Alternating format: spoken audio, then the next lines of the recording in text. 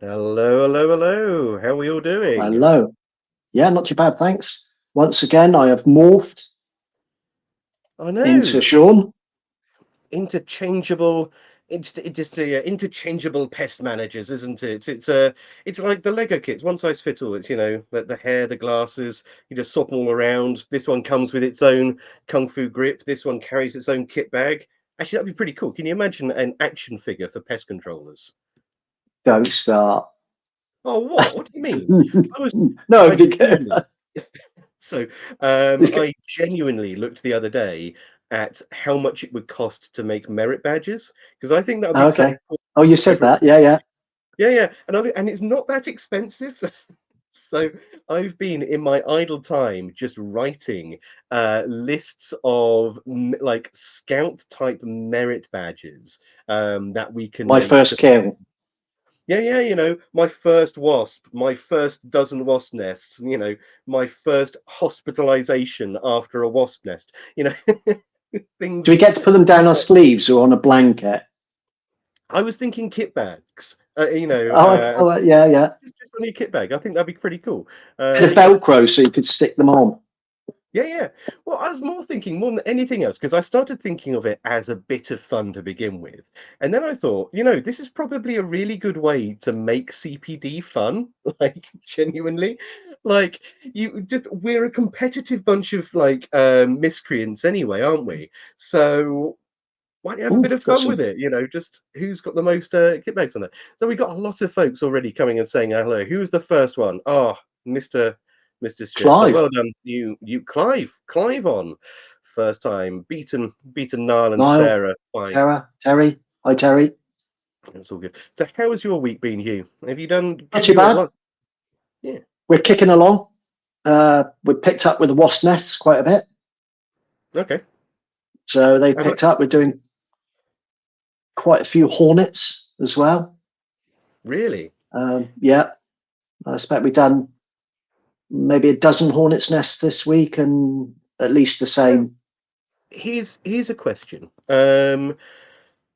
With with your wasps, I noticed a couple of comments on the forums, and not sure as to how much truth is in. But people claiming they're doing more and more tree wasps, meridian wasps this year than they ever have done before. Fewer vulgaris, fewer germanica, but definitely more. Other wasp species, hornets and meridians. So, I think we're about the same, to be honest. to be I fair, would you're in the say we're West doing Country. You are 3 to 5 years behind the rest of the world anyway. the So. Riviera, Britain's Riviera. Just the waiting room.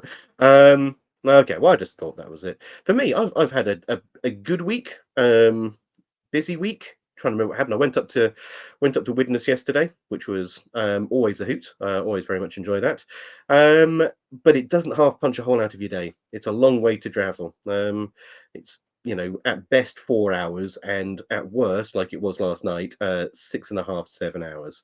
So it doesn't half just sort of like it's it's an event just for a day, to say the very least. Um, but there we go. Got much fun planned for the weekend and next week? You got any big jobs on? Anything worth talking about? Not really. We don't tend to work weekends, so Does the at pest all. still go to sleep on the weekends? It's fine. It's a well-known fact Mm, that rats just sleep on the weekends.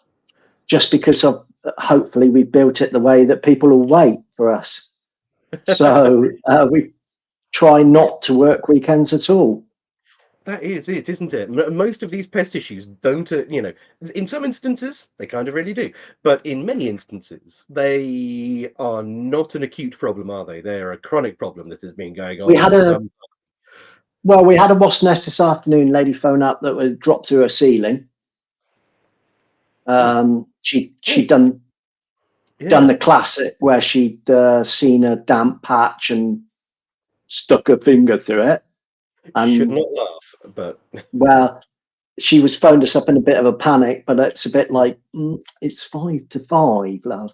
I didn't say it like that because that sounds no, patronising, but it's five to no. five, and I'm really sorry, but you're That's done. clearly an emergency. That's not someone phoning up saying, I've got a wasp nest in my compost heap. And you can say, that can clearly wait until Monday. Someone's roof's caved in with a wasp nest falling through the. Hugh! There's a No! control companies. Pardon? There's other pest control companies. I can't go and do it. Yeah, that's fair enough. Neil's the other side, way the other side of where he could get to. Ryan's exactly the same. He's traveling home, so it's like, I'll give you some numbers. So we're lucky in the fact that if we can't do it, we know somebody that would to, rather than pass it to somebody that's going to rip her off. I fully appreciate the fact you would have done the forthright and moral thing to do, but all I have in my head right now is you being like, "Oh no, well, I'll see you Monday." 1 minute to go till 5 o'clock. It's a real shame you didn't call earlier, but fully booked now. So what was it? Is it Fiat? No, what was it? Fiat? No, something off early. It's Friday, something like that. Oh, Poets' Day. Yes, that's it. Yeah. When I used to work in the factories years and years ago, every Friday was a Poets' Day. So for those who are listening who may not be aware of what a Poets' Day, it's an acronym that stands for "Let's piss off early, tomorrow's Saturday." So it's a very good one to keep in mind there. But with that, and I feel like we're not painting a particularly good picture of the British work ethic here, especially seeing as we have a gentleman who's just about to join us who is, suffice to say, a world expert, a leader, just a general font of knowledge when it comes to all things rodent. So we must be on our best behaviour, Hugh. There's absolutely no sticking your fingers through roofs and hornet nests now. Okay. Shall we bring him on? Shall we introduce everyone to our new guest, who is Mr. Bobby Corrigan, or should I rather say Dr. Bobby Corrigan? How are you doing, sir? I'm doing great. It's Friday. I hear you guys talking about Friday, so me too. I'm ready for Friday and the weekend. Yes. So we were sort of very sort of flippantly talking about pest control taking a break over the weekend, and of course pests never sleep, do they? But how does it work out in the States? What is the mindset to working weekends out there? Is it 24/7, 7 days a week, or is there a very clear sort of like, terribly sorry, offices are closed for the evening, we'll see you Monday morning? How does it work out there? Well, usually everyone tries to make most of the work Monday through Friday, but a lot of companies and a lot of individuals, we're in pest control, as you guys just said. So, if you're going to open a company or run a route or something like this, you've got to accept the fact that pests are going to be 24/7, 3 o'clock in the morning, you may get a call. And there may be a rat running around someone's living room, and that goes with the business. You guys just stated it perfectly with the wasp, story. So, but in general, everybody would like a weekend, and unless a company offers a specialized service for Saturdays and Sundays, most cases we're probably like you. We would rather not work every single day of the week. I've got to say, in our defence, had it been a contract customer that had a rat running around their kitchen, that's a little bit different because they're paying for that service. This is just a one-off job that somebody would use us once and never again. Contract customer, that would be different. One of us would go. I feel so bad. I feel like I've set you up already to fail on a pedestal. I can take it. It's all right. So with that, Bobby, please tell us how did you get to working with rats and mice and the small furry things? Because I think, as we were just as I was saying just briefly before we came on air, it's such a strange industry to find ourselves in. We all came into this industry from various things, various avenues. Lots of folks in the UK, it's either ex-forces or ex-gamekeepers or people who just want to walk outside. But it's such a wonderful little industry, and we all find our roots to it in different ways. So how did you find yourself in this industry? How did you get here? So quite a bit of it was by mistake, but I've always been the kid that likes nature. So I was the kid in the backyard chasing ants, and bringing home creepy crawlers and worms and what have you. So I used to go on earthworm safaris, and that used to be very exciting for me to do that. And my brothers would always be playing football instead. So, when I got to college, I pursued following creepy crawly things, and if I could. And so I had a good professor who mentored me, Dr. Austin Frischman, and he said, there's not a lot of scientists that study rats and mice, and it would be a frontier. So that got me all excited. I applied to run an exterminating route. I had no money for college very much. So I got a route in New York City, and they put me in the sewers of New York City. The new guy gets the great route, right? So they put me down in the sewers, and I worked for the first several months just hanging rat poison to kill rats in sewers.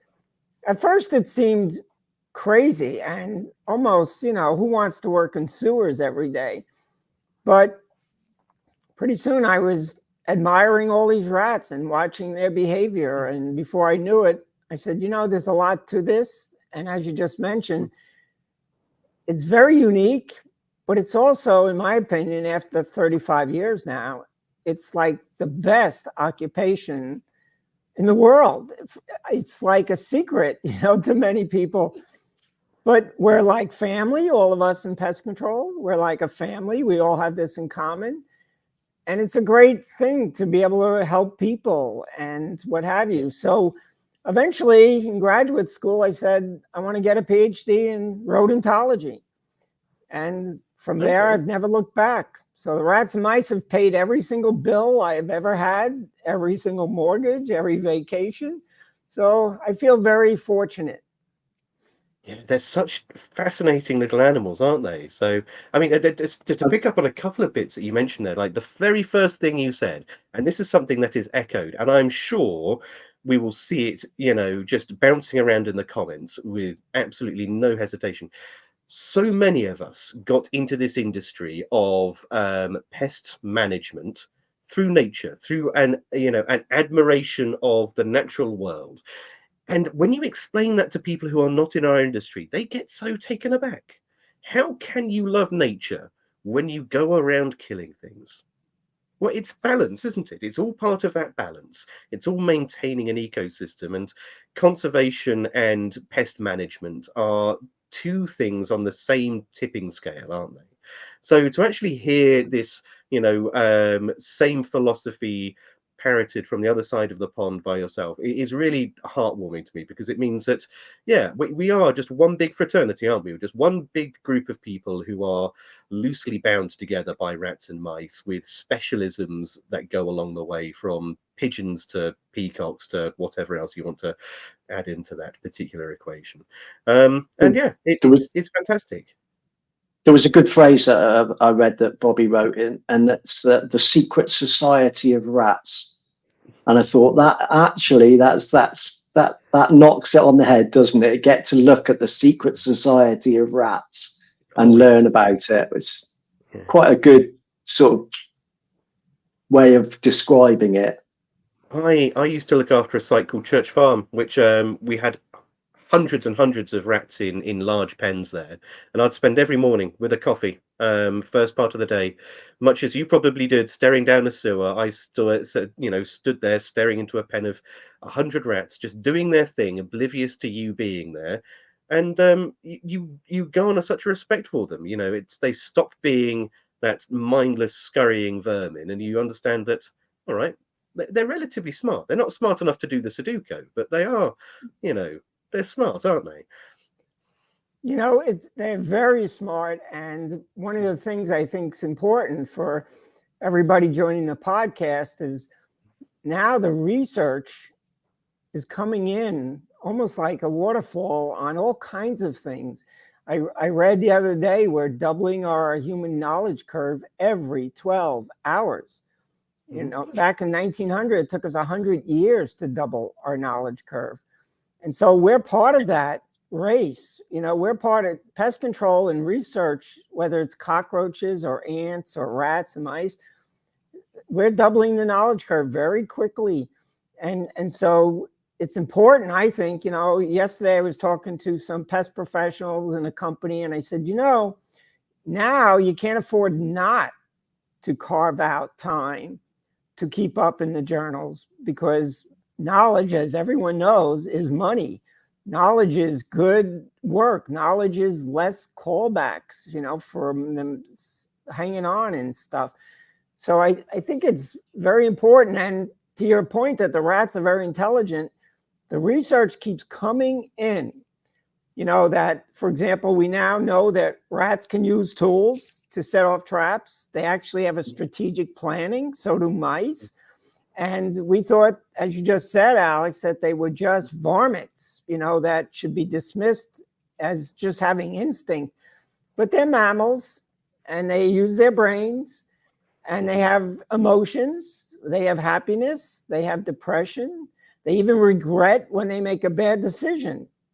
So all of this now feeds into how much should we charge to get rid of mice or rats in somebody's building, whether it's commercial or residential, because we're up against a very smart group of animals, both rats and mice. There was one bit that you, sorry, there was one thing that you said that on one bit that I watched, which was really interesting, where you differentiated even rats from subway rats to park rats to basement rats to residential rats. Did you mean that they're actually different species of rat, or just different areas of rats? Excellent. Yeah, excellent question, Hugh. But so they're the same species. So in this case, because you get black rats over there, don't you? Yes, yes. And I've been to London several times, and I know you don't have many black rats. So, you know, but Rattus norvegicus, the Norway rat, the same in England, you know, they will have behaviors that reflect their environment, just like us and just like other mammals. So what I meant by, you know, there's subway rats and there's apartment rats and park rats.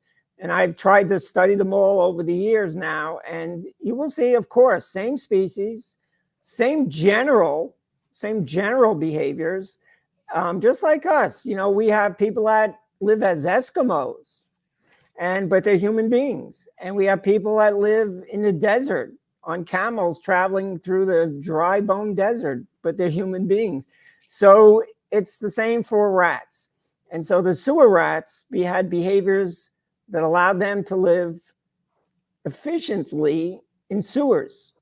But if you took them out of the sewer and just overnight dropped them into, say, you know, an apartment ceiling, they would need some training to get used to how does life work living in a ceiling of an apartment versus living in the sewer. I read a fantastic study years ago around the breeding cycles of, they were looking at rats, specifically rats that lived in banks above ground and then rats that lived in the sewer systems. And they found that actually because they weren't exposed to circadian rhythm, the rats that lived in sewers bred the time between breeding events was much longer, but it was more persistent. It didn't drop off during winter and it didn't spike during spring. It was just a constant homogeneous event all the way through. And yet you take those animals above ground and suddenly it all becomes very seasonally dependent.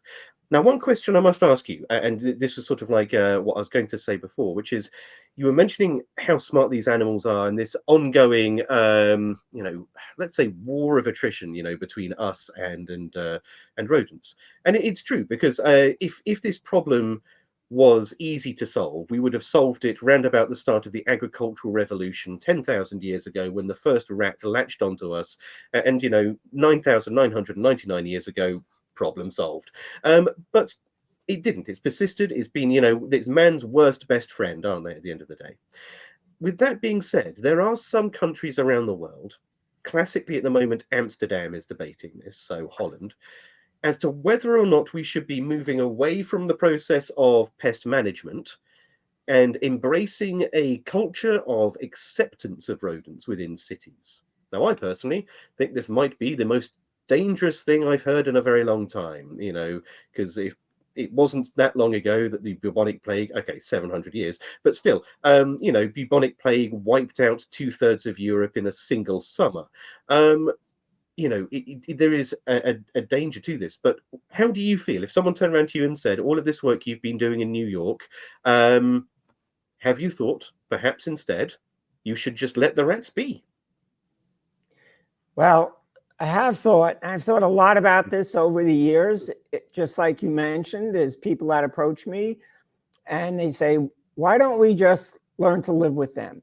I'm going to be in Paris in a couple of weeks. In Paris, the Parisians, quite a few of them, actually have that attitude like Amsterdam. They're like, we should live and let live. But it's a very dangerous animal to become friends with, even though if you have a pet rat, it's a wonderful pet. If you have a pet Norway rat, a wonderful pet. It will learn its name. It will, yeah. So you know what I'm saying then. And so as an animal, I truly admire it. I think they're amazing. And when I slept in barns for my PhD with rats running all around the floor, and I came out of that thinking, this is an incredibly wonderful mammal in invention, in design, in behavior. However, these animals are opportunists to the maximum. So if they're in a ceiling of a house, and even if they're minding their own business in that ceiling, anything that looks like a plant stem, they're going to try gnawing on it because they've learned plant stems can have water and bugs and nesting material. So that could be a wire. A wire looks like plant stems. I've had to take them off airplanes.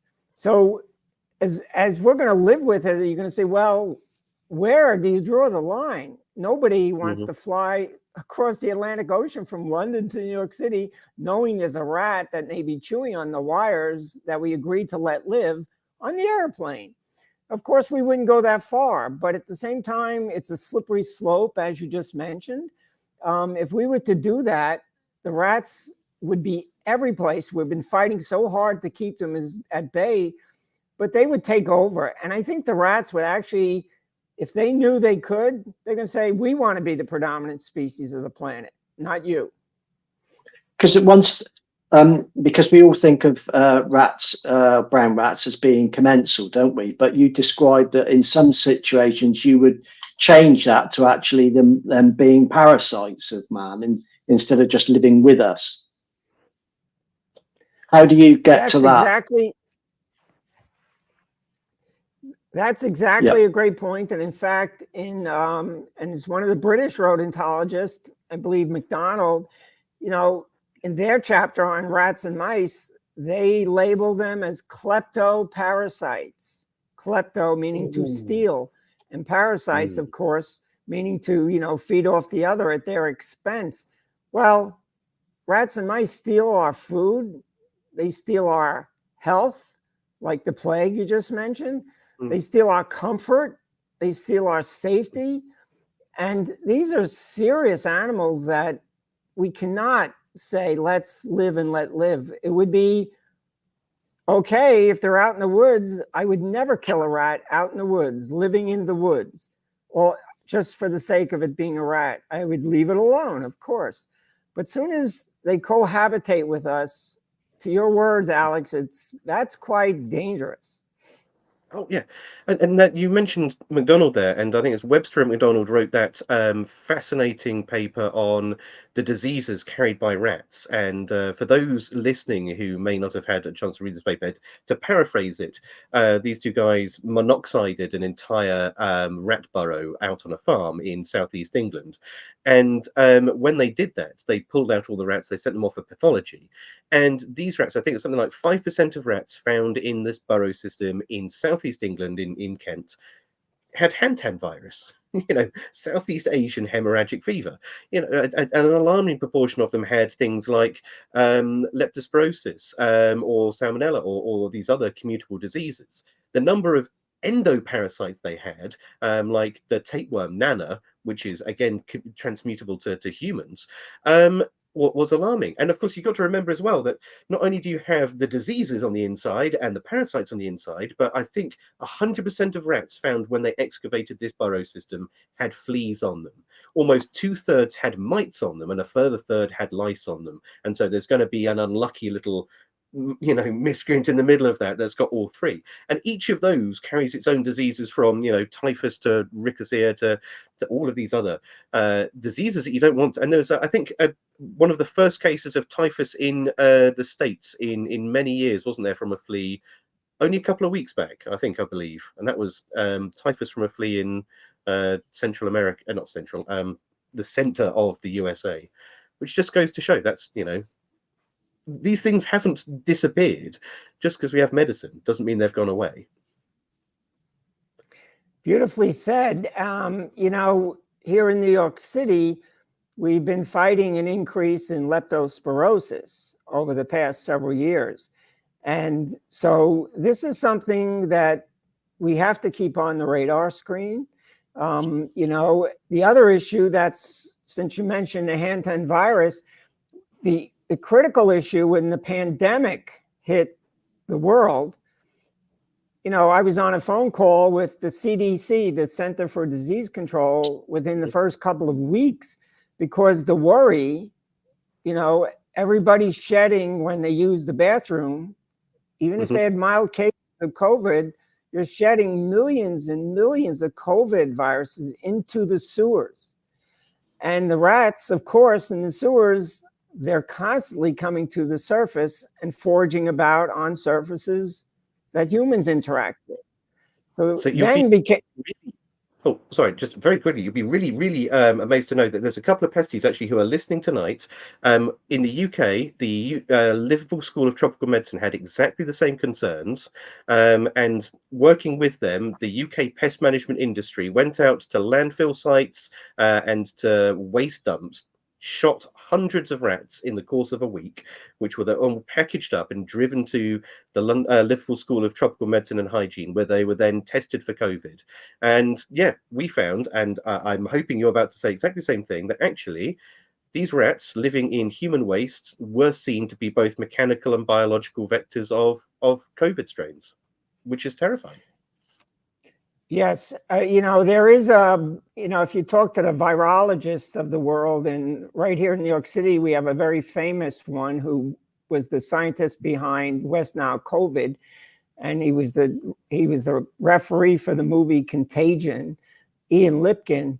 And there's a lot of steps involved with all the epidemiological issues of carrying a virus or a bacteria, and then also being able to transmit it readily.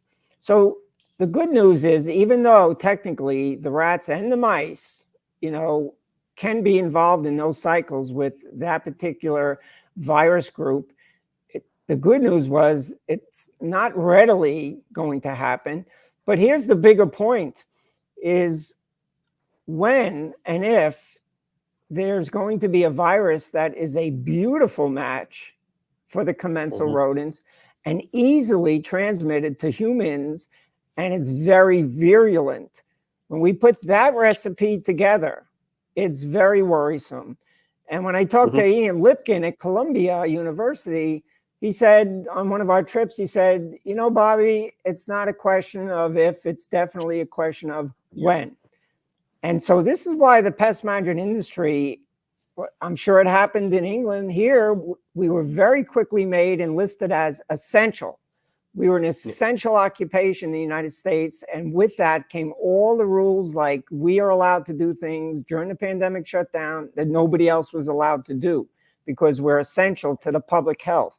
So who knows what virus is lurking that, like the plague, it wouldn't be the plague, but there'll be a plague of a different name. And the rats and mice, even the little mouse, can be the one involved in transmitting it and killing millions of people like the plague did. Absolutely. And it's interesting to hear you say that COVID got you recognition as critical workers.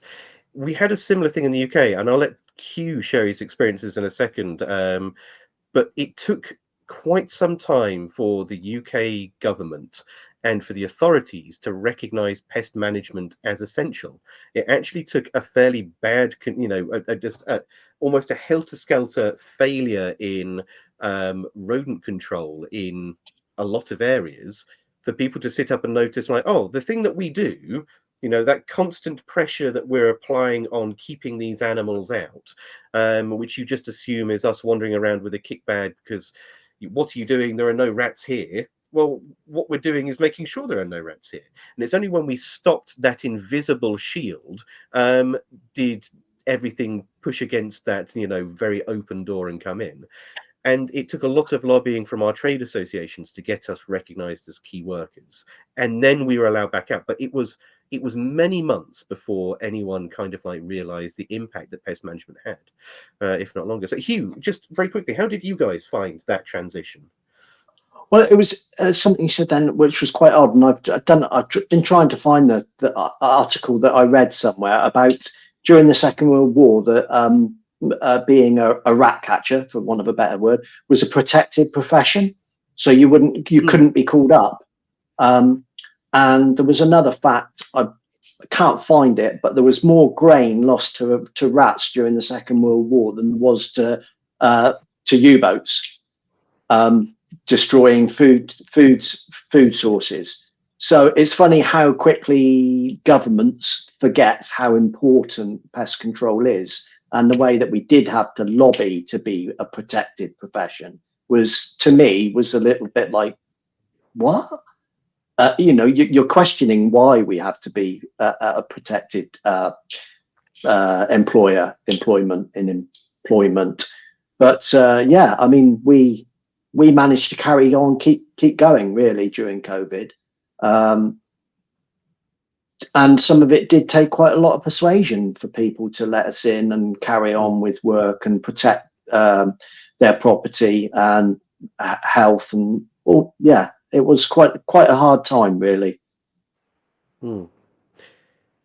So, I mean, COVID was probably one of the best and the worst things that happened to our industry. It pushed a lot of small businesses to the very brink of baking, but also it put us back on the map, as Hugh says, back up at a position that we hadn't been in since U-boats and doodlebugs. But with that, we've got a couple of questions are coming in, and Davey's made quite a good one, actually. So if you don't mind, just answering this one for us. And for those who are listening back on Spotify, I'll just read it out for you. Bobby, there was a study of rat behavior in New York City during lockdown. Did the rats spread further afield in search for a food source, or did they stay put and adapt? I actually think I remember you talking about this on the BPCA event that you did a couple of years back, and it was fascinating. Did they not? Wasn't there an article about killing Parasites as well? Rats killing other rats during COVID. Yes. So this is a beautiful question, and it's one of those answers of yes and no. So I was out doing rat surveys with my team from day one of the shutdown. We all experienced, it was like we were in some kind of science fiction movie. Right here in New York City, 8 million, 9 million people, and I could walk down the middle of Fifth Avenue and not worry about a single car, and nothing was open. But we wanted to see what happened with the rats in that time when they came out to feed like they normally do in the garbage and other areas. And so after a couple of days of doing these surveys night after night, we started seeing and hearing tremendous screams from rats in alleyways and in parks and what have you. And at first, I thought, what is going on? And it didn't click into place. I thought maybe they have COVID or something and they're all dying. But what they were doing is just, as you mentioned, it was muricide, which muricide is the killing of each other in the rodent world, at least the murid rodents, the rats and the mice, those are murids. And we would find the next day in the light and taking pictures, and I put some of these pictures on Twitter and what have you, but you'd find eviscerated rats all over the sidewalks and in the alleys and in people's yards, because some of the rats, instead of moving, they, quote, made the decision to just take on their neighbors and use them as food, which actually is very common in many wild mammals. When they need to, they get cannibalistic. Even humans occasionally in history have done so. So the ones that didn't move but didn't have food went to war. And I watched in alleyways in New York City, sometimes I would monitor my colonies, and from the north side of the alley versus the south side of the alley, they would sometimes meet in the middle and just literally, just like, Ben-Hur movie, they would go to war for food. And so that was common. But we also did see, and I keeping track with scientists around the US in different cities, most people said, we're seeing rats in areas we never saw them before. And even in the clean neighborhoods and the tidy yards and areas that just don't attract rats, we are now seeing rats. And so are we all going to be invaded by these rats trying to find food away from the busy cities? So, we published a paper on this in the journals, and, we saw all these different issues going down. But for sure, it's a study in itself, and an important study, that if there's no food, rats are going to suffer dramatically from imploding, as well as being stressed out. And as everyone knows in the pest control business, when the mother rat is stressed, if she has a litter, she eats her own young. So what I always teach is sanitation is rodent control. That's a very novel way of looking at that. I like that. That's quite strange, though, about the muricide thing, but in a slightly different way. Since we've gone down the route of trapping a lot more rather than using rodenticide, we often find rats that have been in traps, and all you've got left is a head, and the rest of the rats, it's like, where's the rest of it gone? Or you find it literally, a piece of skin, like a banana skin. The whole of the inside is gone, and it was only until that it wasn't until that time when we changed over to trapping that we started picking up on that happening. And it is quite odd, even when there's another food source there, how it's suddenly like, there's some chocolate over there, but I think I'll eat my mate instead. It's a very weird thing to get your head around, isn't it? Yes, and look, let's be honest, muscle tissue from a mammal, whether it's a cow or a squirrel or a raccoon or a rat, the muscle tissue is all physiologically similar, and it's very high in protein. So animals, including the house mouse, I would trap thousands of house mice in multiple catch traps in some of my studies. And sometimes I open up the trap and it'd be 6 eviscerated mice missing all their innards, except, as you just mentioned, Hugh, the only thing left was the skull. And sometimes they would pick off the bones so clean, you'd find nothing but the backbone missing all its meat, because every bit of meat, every scrap, when you're hungry, is very important. So I'll tell you a quick story. When I was looking after Church Farm, we used to get big bags of not garbage, but of food waste from the local supermarket. And it used to be big bags of vegetables or currant buns or bits and bobs. And you'd throw the entire bag into the pen because it was a bit of enrichment. It allowed them to pull through the bag and have a look for the food. One day, one of the bags that they donated to us was, in fact, a bag of meat. But we didn't realize this. A bag of meat and bones and hooves and the rest of it. And we threw it over into the pen and it hit the floor and it ripped open. And I looked at it and I thought, that's a mess, but that's tomorrow Alex's problem. Today, Alex is going home. Tomorrow, Alex will deal with that. And I turned up the following day and I looked at where the bag had hit the floor and there was nothing. All of these big bits of bone, that were the ankles of cows and the shin bones of big, bulls and the rest of it, chewed overnight, absolutely chewed to powder, they will go for meat. You know, we sit there and we feed them grains and cereals, and I think that they're eating Snickers bars, but they will absolutely. It was that day I vowed never to fall over in one of those pens, because that would just be, never found So, again. so as a technician, there's a question for Bobby. If you're going to trap a rat, what do you, in your opinion, what would be the first bait that you would go for on a trap? Would it be a sweet bait like chocolate or marzipan, or do you think it should be going down the protein route and putting a piece of meat on it? I have learned over the years and also researched that question as to, does it really matter what bait? Should you put a piece of meat or chicken or fish? We all know in the pest control industry, if you read things, sometimes you read, there's a whole bunch of us have our favorites, our favorite rat bait, our favorite mouse trap bait.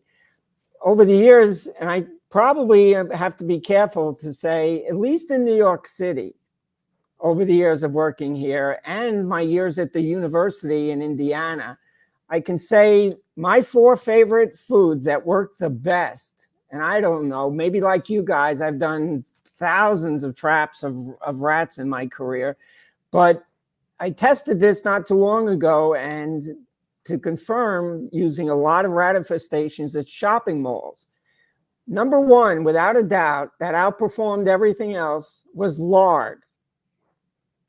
And you can buy lard in the supermarket. In many cases, it's unhealthy to use lard as a human food these days. So it's actually not allowed in some parts of New York State in food. But rats want to load up on the fats and the oils and the greases. They don't want to be on a diet. They want those fat reserves. So lard, on anything I put lard out in a bait box, even without poisons or traps, they rate it. The other 3 baits that I've learned work very well is liquid egg yolk. Rats, long before there were humans occupying cities, and the rats were climbing trees and bushes and digging in the soil for eggs high in protein. So they know where the protein load is. So egg yolk, you can buy egg yolk in the supermarket, brush it onto your bait boxes and rat traps and what have you. And that goes really well as a bait. The other ones I'll mention, which are, mayonnaise. And again, I don't know what you would find if you did the same exact study in London, or someplace. But I can tell you, mayonnaise is a big food item here for lunches throughout our city. And so the rats have learned over time. You take a little packet of mayonnaise that you put on a sandwich, you punch some pinholes in it, you put it inside a bait station, and it's like a rat magnet into that bait station. And you'll see them running down the street with a little packet of mayonnaise in their mouth. And finally, the other one of all things is avocado, and I guess it's because it's a pretty hefty, and it's just, they go crazy for avocado. So that's been my experience here in the United States with rat lures. Now, but again, I think we all agree that if the rats are hungry like they were during the pandemic, they will eat anything. And they'll eat it aggressively. And we found every one of our bait stations that were getting only a few hits before the pandemic because of all the garbage in New York City. Every bait station was cleaned out, every single block disappeared within just a couple of days. There wasn't a single bit of bait left in a bait station anywhere, nor in the sewers. We were baiting the sewers. They cleaned out every bait in the sewer. So it was back to that lesson. If they don't have food because we clean up, they're going to eat every bit of our poisons or go for every bit of our traps. Stuart said something about cockroaches to trap rats. Absolutely. And especially the large cockroaches, Price Stewart's referring to, the large water bugs and American cockroaches, Oriental, full of protein. And I've captured them in my traps, and because they were trying to get to the cockroach. It's a great comment, great observation. That's Yeah, I have to crazy. say, and I've kept both, rats and cockroaches before, and as a treat, I would often feed the pet rats a cockroach or two. They love them. I mean, absolutely. And the behavior that they have when they eat them is phenomenal. They will pounce on them, they'll pick them up, they'll nibble their heads off, and then they'll sort of like chew the wings off. And it's, as you say, there is a lot of historic's the wrong word, but there's a lot of evolutionary process that's gone into this. And why should we be surprised? We always think of them as being a problem of modern society. They're eating our Mars bars, they're eating our processed foods. But as you say, they're seed-eating animals that were opportunistic scavengers of other animals. It's why they cache food. It's why we have, if you look at stored product insects, it's why we have a whole class of stored product insects, because they would benefit off the caching behavior of rodents. It all goes back to nature at the end of the day. And if you understand what they're doing out there, you can understand very much more what they're doing, up there and around, can't you? So, and all the foods you mentioned, high calorie foods. When you're So an we, animal that is constantly on the run, you want to spend as little time eating and as much time in safety, don't you, as you possibly can. So go for the calorie dense foods, go for the avocado. What we're basically saying is rats are millennials. No, is that not what we're saying? avocado, Californian rats, isn't it? Avocado toast. So we see a lot of in the US. We see a lot of breakback traps being used, like the Victors and breakback traps on the whole. But in the last few years over here, we've had what's called, well, it's just a trade name, but the black cats, which is like the tombstone traps. They have become excessively popular. And I would say since we've started using those, we have a lot more confidence in catching rats. What would you suggest is the best trap? Bobby, did you get that? So I just wrote down the name. Maybe I'm familiar with the type of trap the black zone trap is, but I don't know that one by name. Here in the US, we have two types. We have the full wood, the Victor trap everybody knows in the world, which has a very strong spring for killing power, right? And then we have the pinch traps, like the T-Rex. Bell Laboratories has a T-Rex, and that kills, just by clamping down like a clamshell, if you will, and what have you. But I've never done any rat trap comparisons to find out, well, which is in fact the best rat trap in the real world. So to hear your comment about the great success you're having with that Blackstone trap, I'm very interested. Black cat. It's a tombstone trap. Oh, black cat. Black cat is a tombstone trap. Yeah. So for those who are listening, because I appreciate, I'm having a look here, that we have quite an international audience going on today.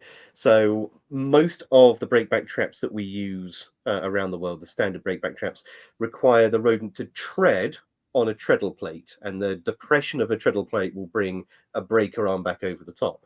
The tombstone traps work a little bit different in the sense that the activation arm needs to be lifted rather than depressed. So you generally put a foodstuff on the end of a rod, and as the rodent comes in and either bites it or tries to take it away or tries to lift it up, the lifting, as opposed to the pressing, sets it off. So you tend to have a much more positive engagement. It's not the rat running over it at speed, because I've got pictures of rats sat on top of black cat traps before and them having not gone off. Now the rat has to physically get its nose under, lift it up. So they tend to always, it forces them to really be in the danger zone when that trap swing arm comes down.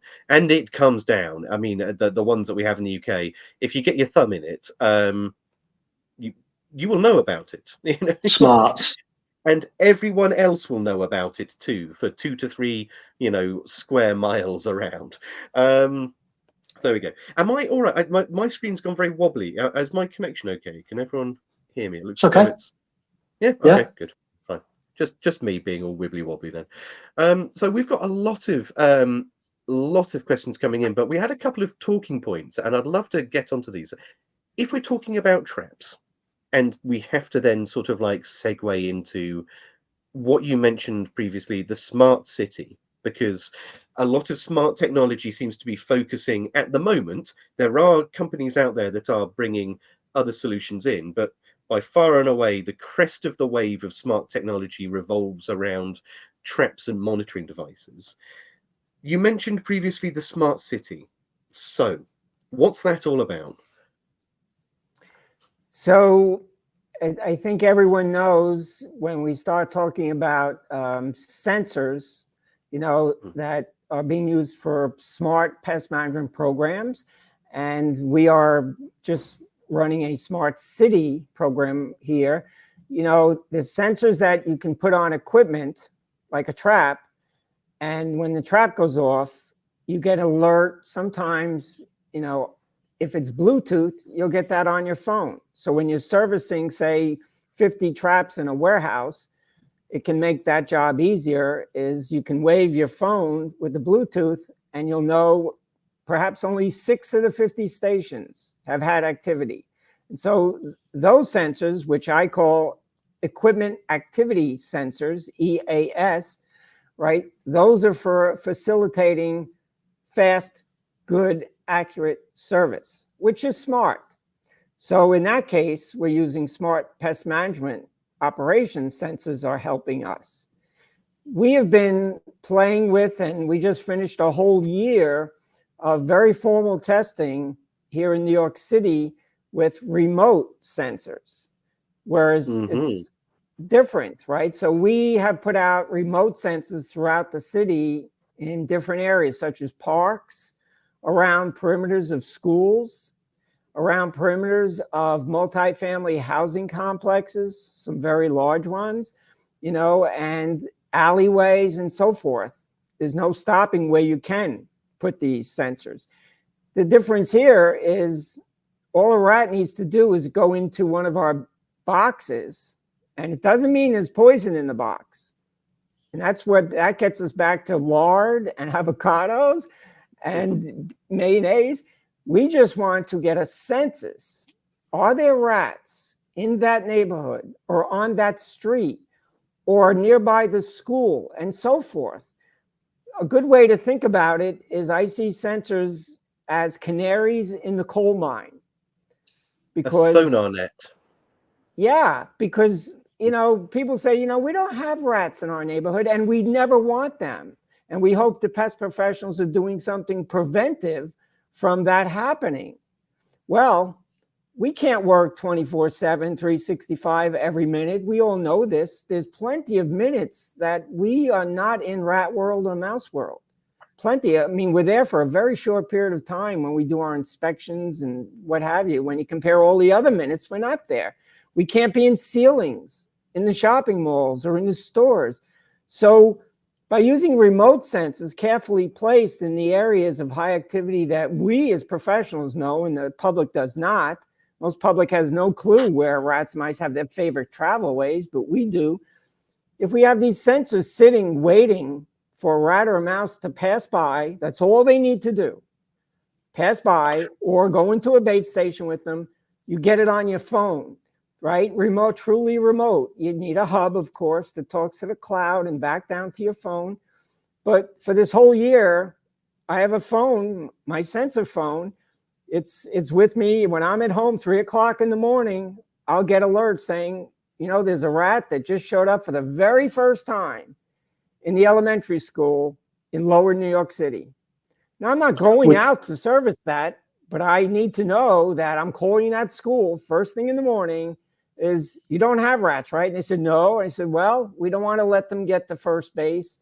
There's a dead canary outside your school, and we need to take its early intervention. That's smart city.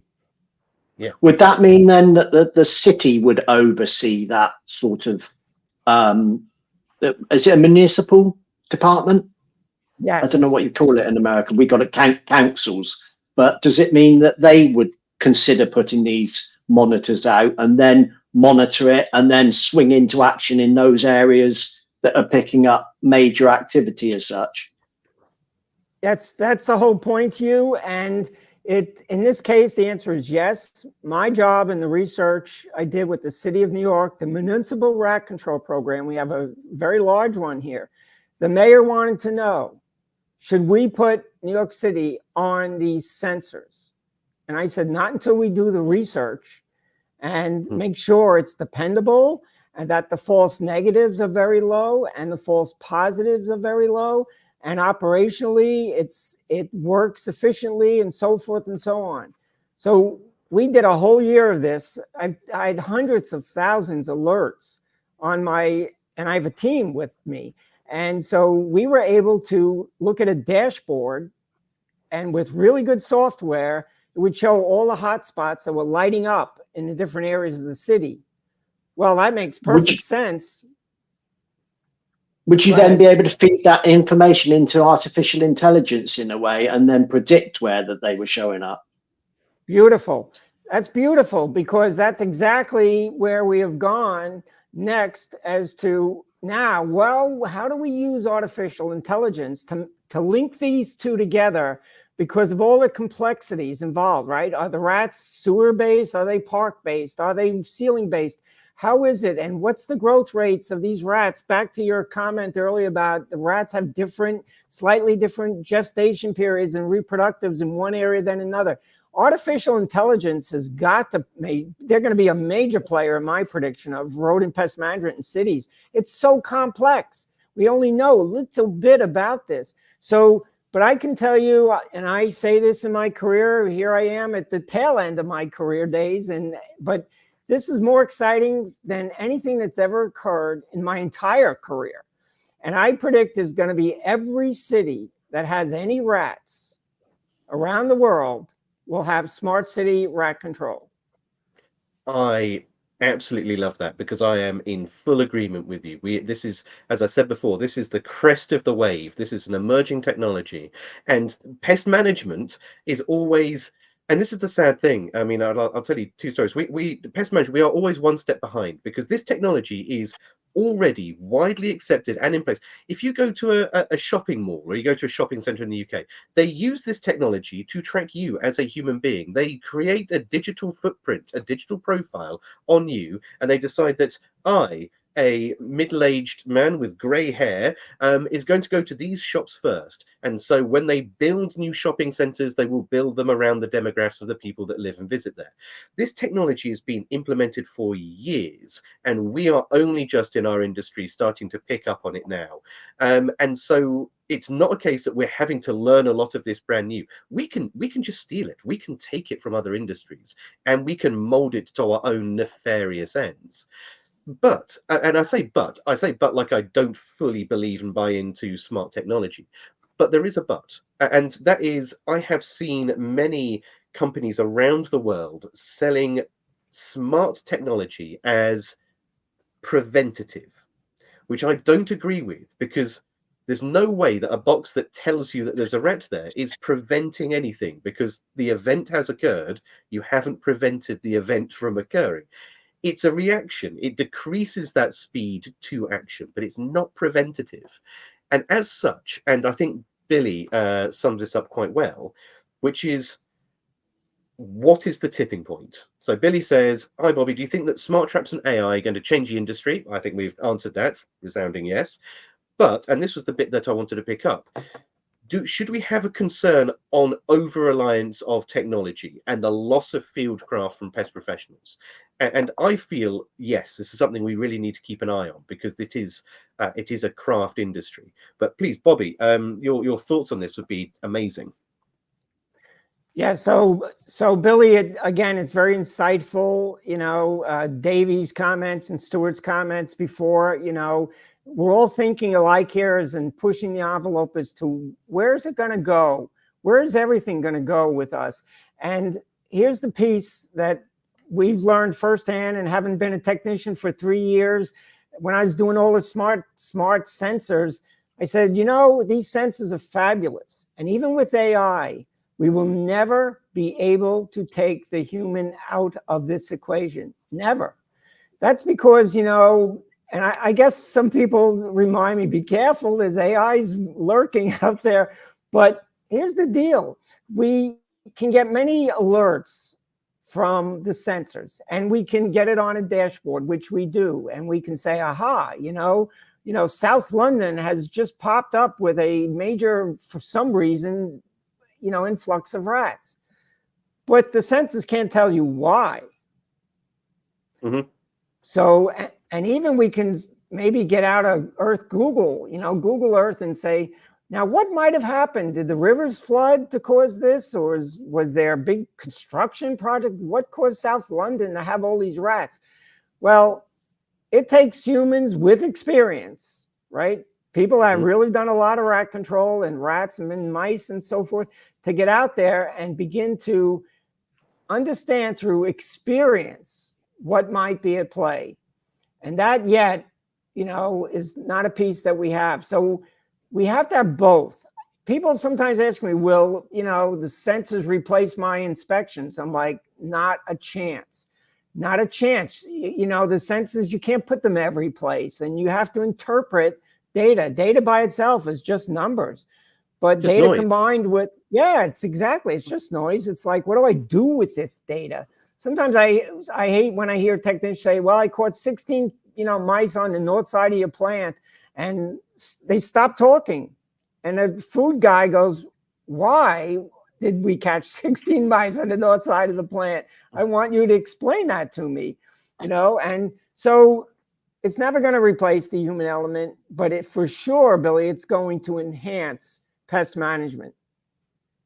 It's the other thing is it's giving, because we've got a couple places with Wi-Fi traps, but what it does is it gives you more time to do the inspection. You don't have to waste your time going and checking traps, because you can think, well, there's nothing trapped in the traps themselves, but I need to look in that area over there where we haven't got those traps. And I can concentrate more on actual inspection rather than just being a bait box kicker. Totally right. Couldn't agree any stronger. As we end up sometimes slaves to these equipment pieces at the expense of being preventive and proactive. We're so busy making sure we track every single bait box or trap, and we're consumed, and then we're out of time. And meanwhile, there's a mouse over in the corner causing problems, but we were tracking traps. We were obsessed with making sure we did our work. Pests occur in the space between boxes, I think, is one of the best ways I've heard it described. And so right. Why do we only just check the boxes? And I've got some lovely pictures, and to play devil's advocate, I've got some really fantastic pictures of smart technology that I've been testing for various companies. And a rat, like literally, I put a camera up looking at a smart camera looking at a smart box, trying to attract some smart rats into it. And I've got some really good pictures of rats sitting and cleaning themselves, sat on top of the box. And of course, I've got the digital readout on my phone, which is that box is telling me there are no rats here. Because it's sat on the roof. So you're never going to replace it. It's going to be an augmentation, I think, is the best word I can think to describe it. It's going to augment our skills. It's going to make us, you know, better, faster, stronger, but it's not going to do our job at the end of the day.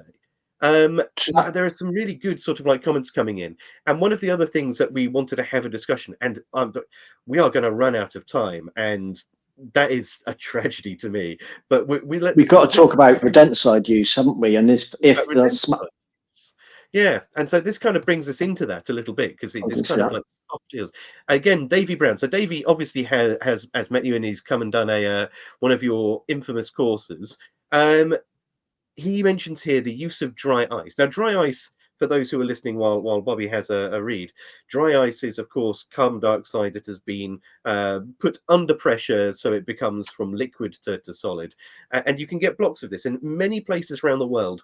they will take a block of dry ice, drop it into a sewer, drop it into a confined space, and as it starts to evolve from solid to liquid to gas again, it will push all of the oxygen out of the environment, and it will create an anoxic environment, and goodbye go the rats. And it's a very effective tool in urban environments for the control of rats. However, because it is a chemical, to all intents and purposes, it falls under a lot of biocides legislation, and it requires someone to champion it. So Davey was asking, you had tremendous success with this before, but it got removed. Have you managed to get that back on the back on the books, or what happened there?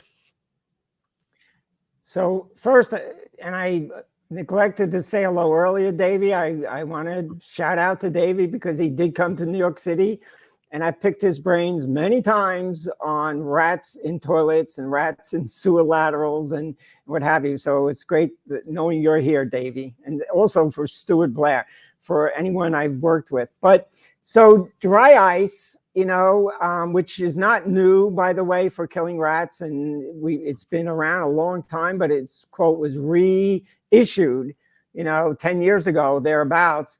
And in my opinion, we put together the data package in part for the Environmental Protection Agency so it could get registration. So I treated 39 parks thereabouts with dry ice that were loaded with rats. And for me, it was a big game changer in effectiveness. And if anyone's ever used dry ice pellets, because you can buy it in pellet form, right, and just pour it down rat burrows, whatever the park may be, it's over very quickly. Within 10 minutes, a severe infestation of rats, say in earthen burrows in a park or something like this, it's over. The beauty of that, obviously, is you don't have to worry about dead hawks or owls or coyotes or bobcats or songbirds, the things that can be affected by our baits. And it's very humane. So animals, as you just mentioned, Alex, where, they are subject to air being displaced by carbon dioxide, it's used as a euthanizing agent in many laboratories. So the rats actually go to sleep first, and they perish in their sleep. Now, in terms of kindness, if you have to kill an animal, it doesn't get any better than that, compared to traps and poison baits and so forth. So I just want to make sure we stress that. We did not lose dry ice in the United States. It was not revoked. What happened in the United States is because the EPA said you must have a label that registered, and you take your label to an ice store and you give them the label and show them, and they will issue as a registered carbon dioxide ice store for killing rats. The ice store has to keep records. So what happened is these busy ice stores, keeping everybody happy with just regular ice business, all of a sudden they're finding themselves like, why would we want to start doing all this paperwork for the government? And why would we keep giving ice pellets out to exterminators most of the day when, we have other things? We're not a pesticide company, and so now there's very few ice vendors that we can go to get the dry ice pellets, right? And you need pellets. You can't, in some cases, you can use blocks, as Alex just mentioned, but for most of New York City, our burrowing Norway rats in parks and alleys and landscapes, you pour 2 pounds of pellets down in the rat burrow, and that's what it takes. You need 40, 50 pounds to do a good morning job. So now it is so difficult to get these pellets.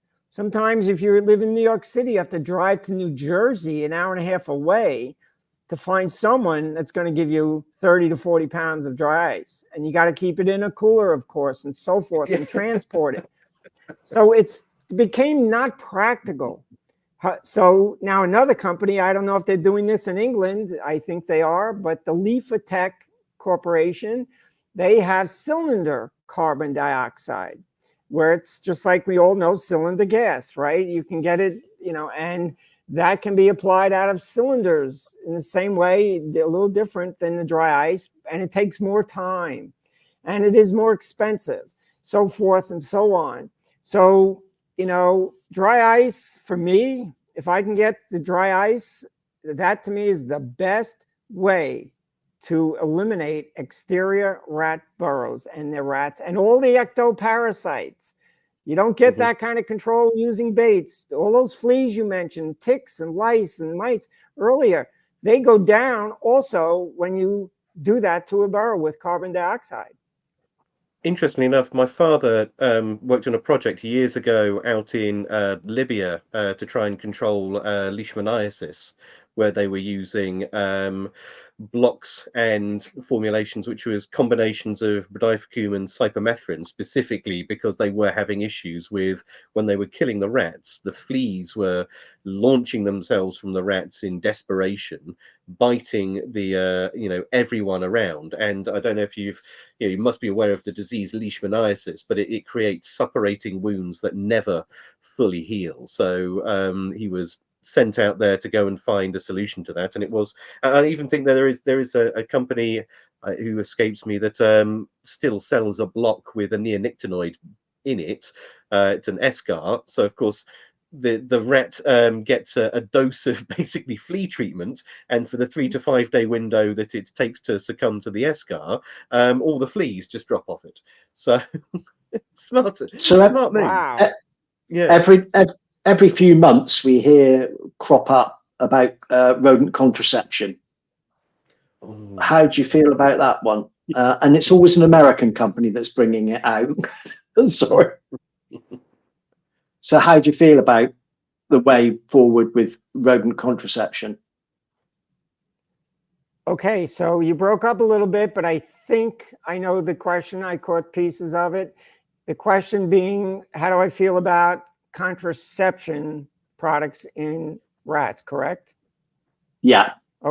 Okay, thank you. So we right now in New York City, mayor's level decision and our city council, and are very interested in whether or not we should be using contraceptives for rats in New York City. So I've worked with the contraceptives just by joining them, the companies that make them. I've, been with them. I've not done the actual research or work, but in cities, there's a challenge for contraceptives. And the challenge is that rats, back to what we said earlier, we can have rats in sewers, we can have rats in parks, we can have rats in alleyways and so forth. And they all can be in close proximity to each other. And so with contraceptives, it becomes a question of how do you get everybody on the pill? Right? So we know that the sewer rats will migrate up into parks when space becomes available from carbon dioxide treatments or from poison baiting treatments. And rats sometimes from basements, depending on the season, will leave the basement and so forth. In other words, it's an open population of wild animals versus a closed population, like fish in a pond that is stream fed, from below. That's closed. Those fish aren't going anywhere and they're not leaving. But rats in a city, whether it's London or Paris or New York, they're always going in every direction, mixing it up and trading places and going some distances. And so what do we do to do that? Now, we could use research, that's for sure. And I'd love to see the manufacturers do the research. But these products have been available for over a decade easily, and there's no research and discovery coming from them to show it has applicability in cities. We need research. Maybe it has applicability, but, and I'll make one last comment and then pause. The other issue is, what do we tell neighborhoods? Let's say we were able to get all the rats in a neighborhood on the pill, and we knew that physiologically is going to do the job. That piece we know. But it may not kill them they may not pass from till their old age. So what do we do if there's sterile rats running around in and out of people's yards and apartments? We say, well, don't worry about it. They're sterile. They're sterile. How does that work? You say, so you can live with them. We're still going to end up having to respond to someone saying, I want those rats dead yesterday. So behind the scenes, could the contraceptive be kicking in and helping the whole big picture? That piece of research needs to be developed. It's the thought, isn't it? It from people behind the scenes, the thought is appealing, isn't it? More than the actual practicality of it. Exactly. Great optics. Yeah, it's taken that visceral reaction away. I mean, it's why you might have heard me referring to, that we have pest management and pest control. And pest control is the pointy end of the stick, isn't it? That is the killing of the rodents. And pest management is everything that goes on around that sphere. It's all of the other bits. But there was one case study that went on in the New York Underground, I believe, where they did use this contraceptive tool, and it worked. But as you say, it was a closed population. My argument being here, if you have a closed population, which you have total control over, and you have control over both the immigration and the emigration of animals within that population, you can control exactly what they eat, and you can control exactly what you do. Why don't you just kill it? So a point. Go ahead. Sorry. I can pause. No, I wasn't saying anything. Okay, because we're breaking up. But I did want a clarification, Alex, on the subway in New York, because I've been here a while, and so I was part of that study working with them when we brought them in. Okay. And what happened there was the study was incomplete. And what was found is that they did get acceptance on the bait. So that part was measurable for a little while, but it was never completed. Having the bait be accepted and consumed still could not be translated into population reduction. That's the piece that was never addressed fully. So I know that those companies, they did brag about having success, or they implied indirectly they had success. Well, they had success in the bait being consumed, but nobody knew if it affected the subway population of rats at all. I think Holly makes a good point there, that we sort of think of contraception is one pill and that sterilizes the rat. But it doesn't work like that, does it? It's got to consistently have another feed and another feed. And when it doesn't feed, because there's something more palatable to them, over a period of time, it's like, well, hey, here we go again. So it's getting that consistent, steady, uninterrupted supply of contraception. Yeah, again, I've said ever since day one that this could be a tool for population management in rats in all different scenarios, but we don't have enough research yet. We don't have that. And, it would be great if someone manufactures a new aspirin or a new pharmaceutical or a new pesticide. What comes with that under research and discovery usually is millions of dollars to get it to the marketplace, so that it's safe, it's effective, it's cost effective, and it's a wise investment. We don't have the R&D on rodent contraceptives in urban centers yet. So maybe someone's going to work on that or get a big grant, because it'll take a lot of money. Here in New York City, we were just pricing some things out. It takes a lot of money to put out the contraceptives in large enough areas to affect neighborhood populations. A lot of money in servicing bait stations and monitoring populations and convincing the public to be patient. It's a very heavy lift. And again, we mentioned the optics being you're not killing them, so it's a better thing. But one of the comments has come in, and this has been a concern of mine. It's all of these contraceptives are, to all intents and purposes, mammalian sterilants. And it was my understanding that the majority of them only worked on males because there's a lot of concern around using female sterilants, especially female mammalian like sterilants, ones that last a long time at least.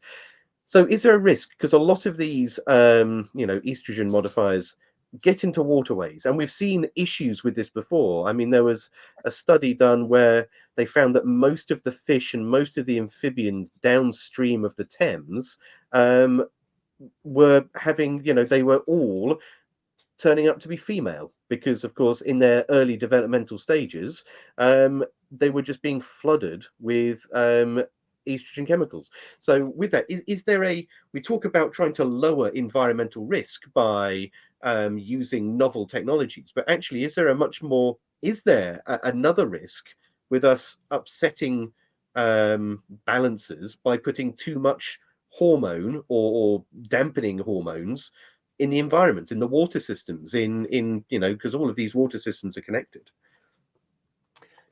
So again, a great thought, because when these were first, developed, and they were tested, by the way, at least the ContraPest product, that product was tested in rice fields, I think in Thailand, for example, different scenarios with rice rats and so forth.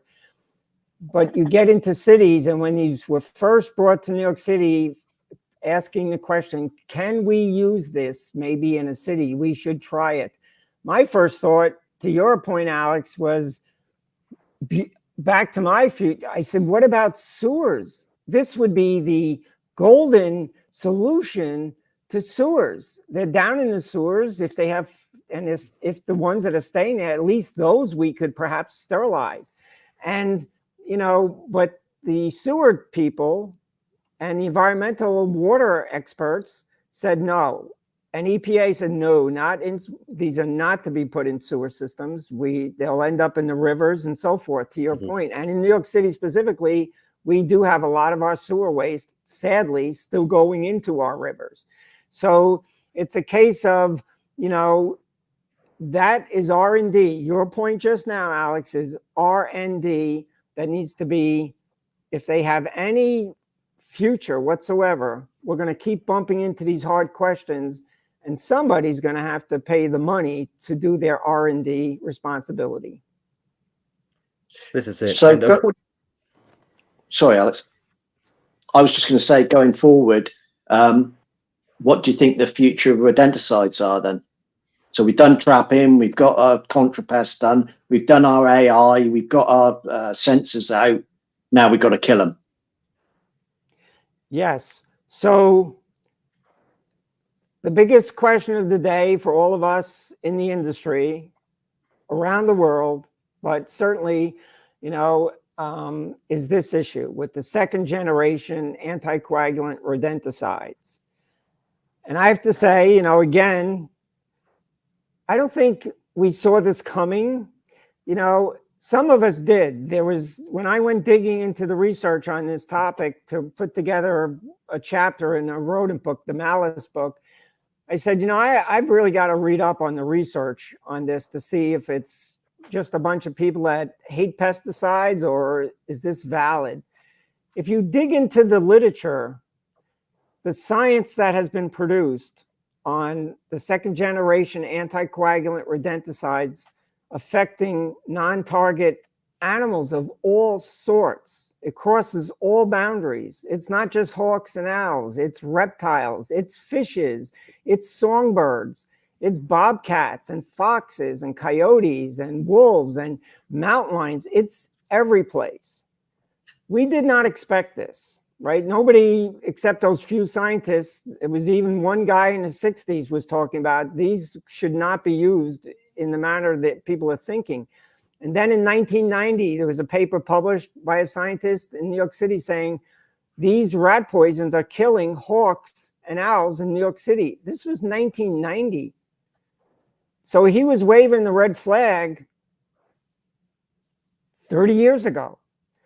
So since then, and everybody can do this, if you dive into the literature, and some of the best literature is in fact out of England, with Alan Buckle and his team and, some of the wonderful papers they've written on this exact subject.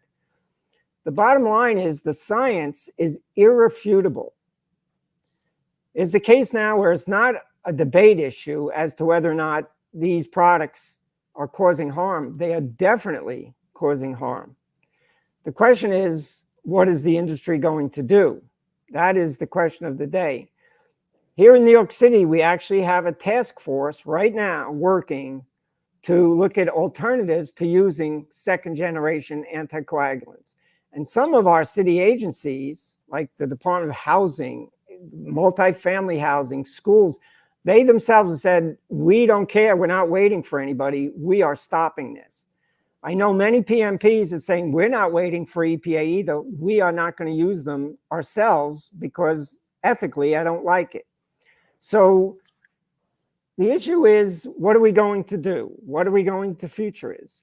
So first thing I would say is no one's taken away all the baits. And I doubt here in the US, I can't speak for, the European Union and so forth. I know you guys have been very strict, but there's other baits that is not second generation anticoagulants that still are very effective. Now, EPA here in the States may decide all rodenticides are going to be treated similarly. But one thing's for sure is, I don't know how many people realize this, especially the pest industry, is most of the profits made today with these baits is not made with the pest control industry. It's made online. And here in the States and around the world, the numbers that we're able to get, accurate numbers, in 2025 next year, it's a $5.6 billion selling point online with these rodenticides. In the pest control industry, it's somewhere between $75 and $100 million. So we have a situation here where why would we sell to the layperson in a street that knows nothing about rodent control, that's never taken a test, that's never been in any kind of a seminar whatsoever, and they can buy exactly the same active ingredients in the same bait? You can buy any bucket of bait in the US that the professionals use with the click of an Amazon button. There's something wrong with that. Yeah, so that's a fantastic, and you've kind of touched on a point that comes up frequently in this podcast, which is, and I'm not going to mention, if I mention it, you'll see the comments blow up, but I will mention it very quietly under my breath. The term, it's licensing. It is that separation between the professional and the general user. And with that, it's interesting to hear you talk about SCARs, because my opinions on SCARs is, it's like any other tool. It's how you use it that makes it dangerous. And that kind of falls very much in line with what you were saying afterwards, which is if you have an unskilled person using a dangerous tool, they are going to cause issues with it as a result. And as a result of that, we should probably look at, some of these, certainly the more potent of the second generations, being used by professional users, and even professional users sometimes get it wrong. We have, if you go back to the inception of the single feed second generations, there was a load of papers written, a landmark one by Duboc, outlining pulse baiting, for example. Now, pulse baiting is fantastic because pulse baiting, it's short, sharp, acute doses, and you can use a single feed and actually have a much lower environmental impact with a single feed than you would do with a first generation or a multi-feed SCAR, saturation baiting it into the environment.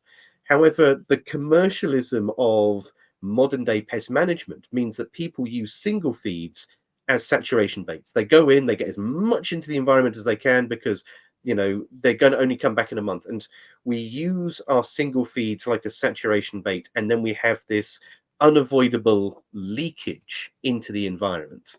And it is my opinion, and my opinion only, that if we were to use these products as intended, as the scientists who developed them dictated it should, multi-feed saturation bait, single feeds pulse bait, the calciferols, we're looking at a combination of the two, BSF refers to it as speed baiting. If we use the products as they're intended, the actual risks to the environment, to bystanders, dramatically reduce. You know, you could get a member of the public with, you know, you need no license to buy a circular saw from a hardware store, can you? And arguably, you could get into some real mischief with that. You know, I could go and buy a bike lock if I wanted to, and I could close the doors of a Baskin Robbins without having to ask anyone's permission. It's all about intent at the end of the day, isn't it? And so, with the correct training, this is where we're going with that. So that's me on my soapbox, just for a moment. I was going to say, do you think that the UK is more ahead in the fact that when I look at the US pest control industry as a whole, which is a bit, I'm not tarring everybody with the same brush, there's a lot more still permanent baiting outside, or it appears to be, where you're just having boxes around the outside of the buildings, and you know your route says that you got to call at number 52 and just bang some bait around in the boxes, top them up from the last time, and just carry on again. Whereas that sort of thing we have moved away from that quite considerably. So to your question, Hugh, I would say in the US, the answer is yes, with a capital Y, because very often, you know, the public perceives that all those black boxes they see are actually protecting them from rodents. You know, without putting any of the other pieces together, for example, you know, that we know. And so the salespeople of a pest control company, they know that that's what the public perceives. And so the value when they approach the sales is, we are going to protect you all around your building with a barrier, a moat of rat stuff that we use that's very effective. And it becomes a culture of, this is how you do rat control in the city. You put out bait boxes every, 15, 20 meters, and you're protected. Well, it's one of those things, well, the best protection, the absolute best protection, as everyone knows, and it's even on the label itself, on every single bait label, is one sentence that actually is a directive that you're told to do this. And that is, it says, through the EPA label at least, get rid of any alternative food. It's a directive, but nobody pays attention to it. Not any PMP enforces it. Not any state inspector enforces it. But EPA demanded that to be on every label because two things. One is, when rats have garbage 20 feet away and they have a bait box with a grain bait, research has shown, published research, they ignore our bait boxes. It's not that they don't like the taste compared to the steak in the garbage. It's that everything's working for them, so they don't even bother with those baits. So it's a case of the pervasive practice when you're called to get rid of the rats on somebody's property around the United States is, you're going to end up with bait boxes, and most of them are going to contain second generation anticoagulant baits. And if they're not doing it now, the homeowners are doing it, or the custodians are doing it, or the superintendents are doing it. And we have lost this drift, that, this leakage, to your term. These have now permeated the Earth's environment in every single direction. So how do you feel, though, about like California's reaction to getting rid of escars and then bringing in bromethylene? So, the California, to your words, the California, people say the California ban on rodenticides. And so, and again, as a consultant, I'm in California regularly. It's not a complete ban. That's important. If you read it line by line, there's actually all kinds of exceptions for when baits can be used, but that's okay. We'll leave that alone. So, but in general, they're highly restricted in California. And right. I think the silver lining to this is just the same as when, if you remember, for termite control, we used to use things like chlorinated hydrocarbons, DDT, chlordane. And then we learned Dursban LO and these, we learned that these are very dangerous chemicals for humans. We no longer use any of that. And at first, many people say, well, the termites are going to eat all the buildings up, and we'll show EPA a lesson, we won't be able to control termites. So the silver lining to the California effort and to the European Union and to whatever's going to come forth with November is when EPA is going to make a big statement and a strategy. I think we're going to be innovative to the point we're going to be better off down the road paying more attention to that one sentence that says no food equals no rats. And we're going to be innovative as to, right now we have lots of studies in New York under containerization research. We're learning how to do our trash right now as I speak much better, because it was a directive from the mayor, is like, we're really going to attack the rats where it hurts them, and that's in their bellies, not through poison. Well, it's interesting because there was a bit of a kerfuffle, wasn't there? I use the word kerfuffle, because the New York mayor, was it last month, brought out the revolutionary, and it had a bit of fun time, the revolutionary standpoint on pests, that everyone or every street gets a wheelie bin. Something that has been occurring in almost every other major city for quite some time. But despite the fact that we are laughing about it and saying that you've only just got wheelie bins when everyone else has been trundling around the fridges, it kind of goes exactly into your point, isn't it? Which is it's containing that food. Rats and mice are commensal rodents or kleptoparasites. They're here because we are here. They are stealing our food. They are living by our grace. And so if we take that grace away, if we take away that access to food, water, and harbourage, it's like water rolling down a hill, isn't it? It's going to take the path of least resistance. So if you move all the boulders out of the way, it's going to foxtrot Oscar, and it's going to disappear as fast as it can to somewhere new, to somewhere more. It's only really human beings, isn't it, that live in really dumb places just for the view. You sit there and you think, oh, I'd love to live on a tropical island. No, you wouldn't. No, you wouldn't. It's barbarically hot. All of the water's salty. The only thing you've got to eat is coconut and crabs. It's great for a weekend. It's absolute nonsense if you want to do it for the rest of your life. So why would you? But there we go. I mean, there was some other questions. Kleptoparasite. I love that.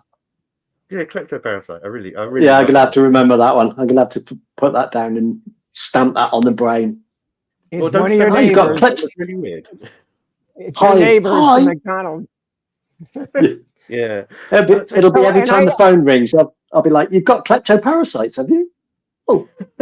I do want to make sure, as a student, when I was studying as hard as I could to try to be a good, decent rodentologist, most of the great works have come out of England. England really owns great science and rodentology. I just wanted to make sure I said that to you all, because the names in England, going way back into the 40s, were ahead of everybody else in the world in doing rodent control research. And I want to make sure as well that I'm not tarring all Californians with the same avocado toast brush. Yes, Hugh, just absolutely. digging a hole there. Yes, it's amazing. And we have names like Dave Davis, very famous in Baltimore. So it goes on. But early on, the names, when as a student on my master's and PhD, I said, boy, the Brits were really at this very well early on.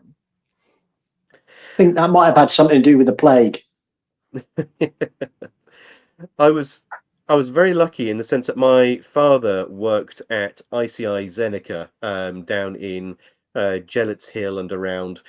So he did work alongside Buckle and Duboc and a lot of these other names who were at the forefront of, if not the second generations, but the single feeds, the second wave of the second generation. So as you say, there was a lot of research done either through those big petrochemical companies back in that time who were leading that particular bit of research, or the universities down there as well. I mean, Colin Prescott from Reading University, huge amount of work done on resistance management and resistance stereotyping. Phenomenal work. So anyone's listening to that and wants to learn a lot about resistance, go and have a look at the RRAC or the RRAG. Phenomenal amount of information out there. Going backwards a little bit, it does seem a bit strange because in America you seem to have like state licenses, and it's quite, I would say, quite heavily licensed. Yet Mr. Joe Public can just, like you say, just go and buy the same. How do the states or government, how do they balance that out? You need a license, but you can go and buy it anyway. Well, that's the question, Hugh, because it's not, they haven't balanced it out. They haven't worked it out. There's few states, and California is certainly one of them, when you read the label for Amazon, for example, as a homeowner, and you go to buy that product, if you live in California, you cannot.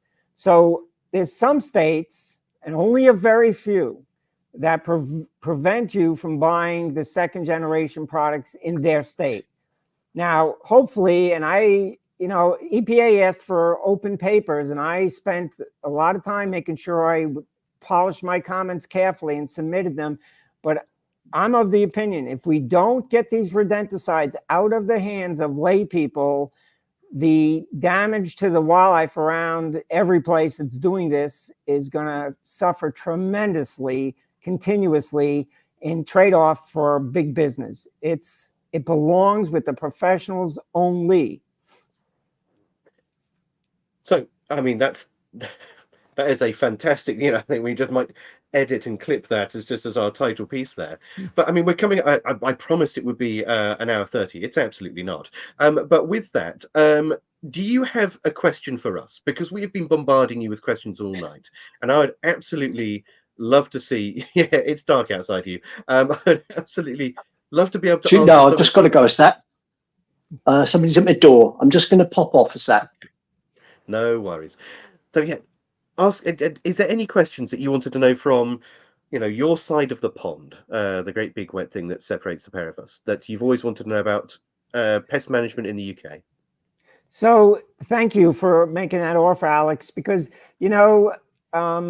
I was in London, I don't know, 8 years ago, and the city of London welcomed me, and they took me around for the rat management. I went with a technician all day long, and they were just wonderful to me. And so the courtesy and the host were just terrific. And I met with a whole bunch of the people we're talking about. We had a rat symposium where we all got together and talked all about these issues that we're talking about here. In fact, one of the speakers, I think he was Oxford, I could be my memory, but he stood up and he said, now, and this is, almost a decade ago, we see the second generation anticoagulants as the DDT of our time.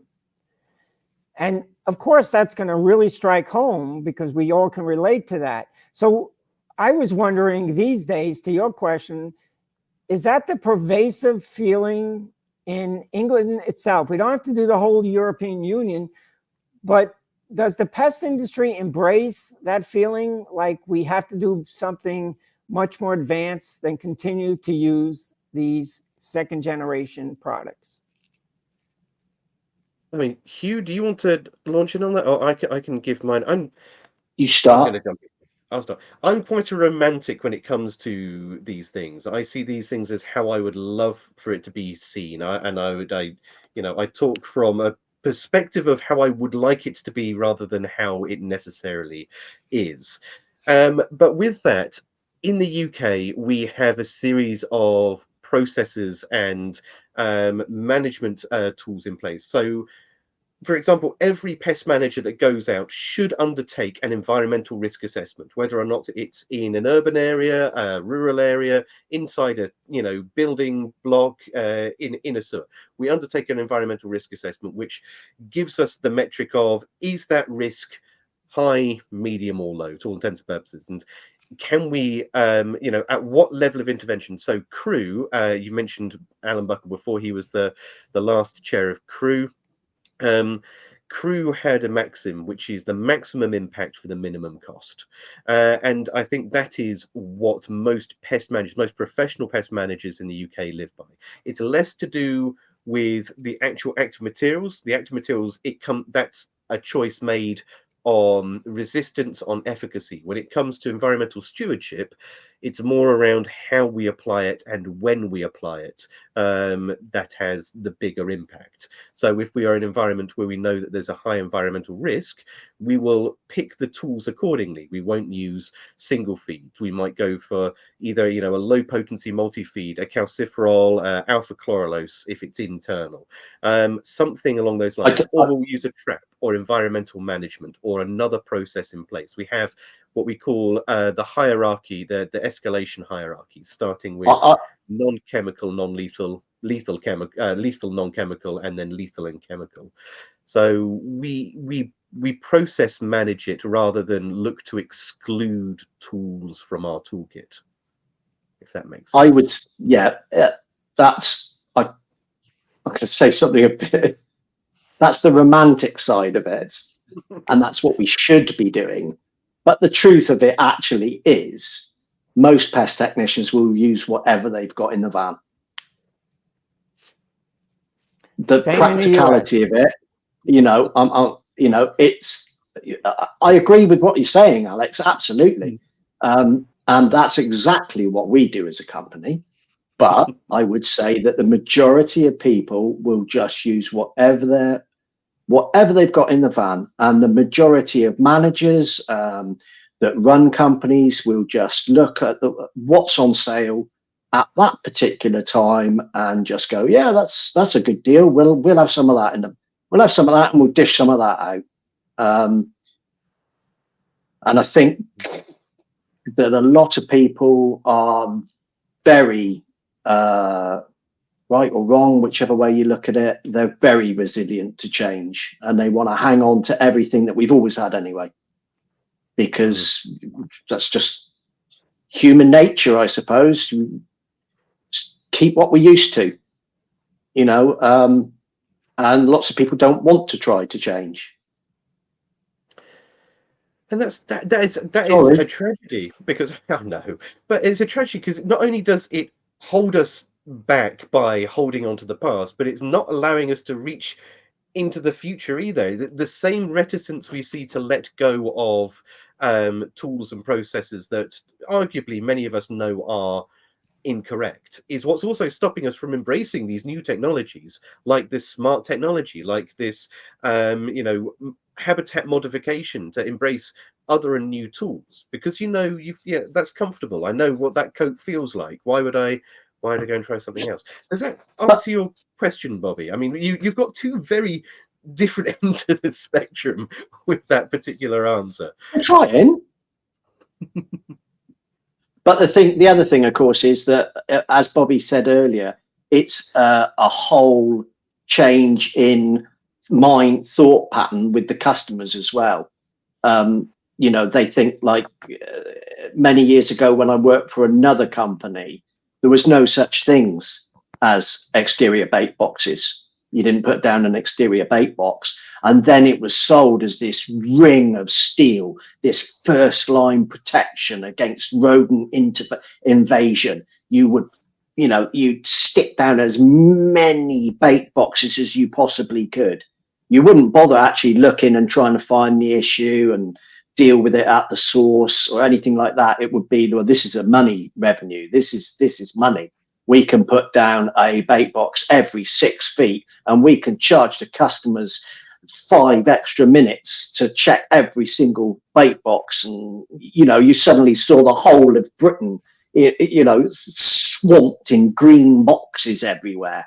But that said, over the last maybe 10 years, Alex, 15 years, that started pulling back. But not just because of, as an industry, we're pulling back on it, but the public's perception of of what we're doing. Hopefully, the more responsible ones of us are trying to change the public's perception and say, look, you don't need all these boxes everywhere full of bait. And this is the reason why. And that's a seed of change that's happening. And a growing engagement and acceptance to use non-toxic solutions, including monitors, prior to engaging with. And it's my understanding that the US theatre is still in its infancy with engaging in non-toxic monitoring solutions. So using a non-toxic monitor before you use a toxic bait to follow it up with. Is that right? We are, from what I see, nobody, very few exceptions, bothers with using non-toxic baits prior to switching it out to toxic baits. You know, Syngenta, the ICI, as we all know very well, they were the first to launch that bait called Census, if you remember, Census, for that principle. For the great scientists we were talking about earlier that worked with Syngenta and developed a lot of the technology and great principles of, you know, pulsed baiting and so forth. The idea was, well, if we are going towards a greener pest management future, it makes sense to census first. And that's actually what IPM dictates, is that you must monitor if you say you're doing IPM. And if you're not monitoring, you're only doing pieces of IPM. So Census came out from the same folks that made Talon, right? And then they said it never sells. Nobody buys this. And Census, I think it's been 7, 8 years ago, disappeared. Well, then Bell Labs themselves, and they still have it at least, you know, they have a bait called Detex, which is the same as the active ingredient without the active. The same as Census was, like Talon, without the Prodiphacum. They too were asking, nobody really buys it.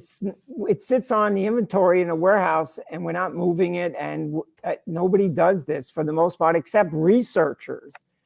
We use it in research to this day, but you could actually use many things, including, you know, the avocado if you wanted to do a census. But so it's a case, Alex, to your point, is nobody, in my opinion, in any kind of a number does censusing with non-toxic baits. They just, as Hugh just said, we're protecting you immediately since the day you hire us and we sign on the dotted line. The protective ring around the rosy goes up, and now we have something to charge you for $79.95 for your small house, whatever it may be. It's very sad to some degree, because the pest control industry for years, and they changed the title here, would say we are guardians of the environment, our industry. I think, especially now, we have to do a gut check in the mirror to ask ourselves, are we walking the talk on that?